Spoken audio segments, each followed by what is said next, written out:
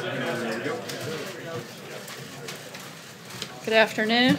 Good afternoon. As Mayor Giuliani stated, and I'll refer you back to his comments, this was information that the president didn't know at the time, but eventually learned. Jonathan? In terms of the JCPOA, we'll let you know. And secondly, on the other topic in the news today, could you explain why the president? We give the very best information that we have at the time. I do that every single day, and will continue to do that every day I'm in this position. With planning and preparations underway for the summit with North Korea. When it comes to North Korea, I think you could also look at Otto Warmbier, who was detained during a previous administration, as was one of the current detainees. And so that would reflect the president's comments that he made.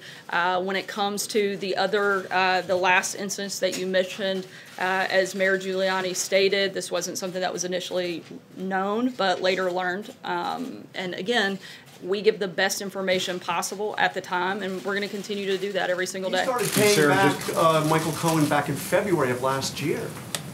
I mean, the reimbursement was happening long before the president was asked about this. Is that a question or? But I'm saying, I mean, how could he not have known he was paying him back?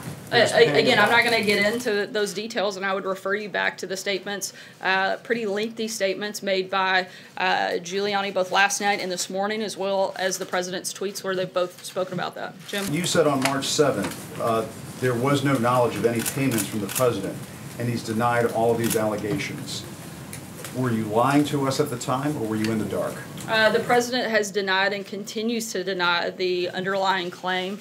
And again, I've given the best information I had at the time. And I would refer you back to the comments that you yourself just mentioned a few minutes ago about the timeline from Mayor Giuliani. That statement, but Sarah, that statement was in reference to the reimbursement, the payment. Again, I gave you the best information that I had.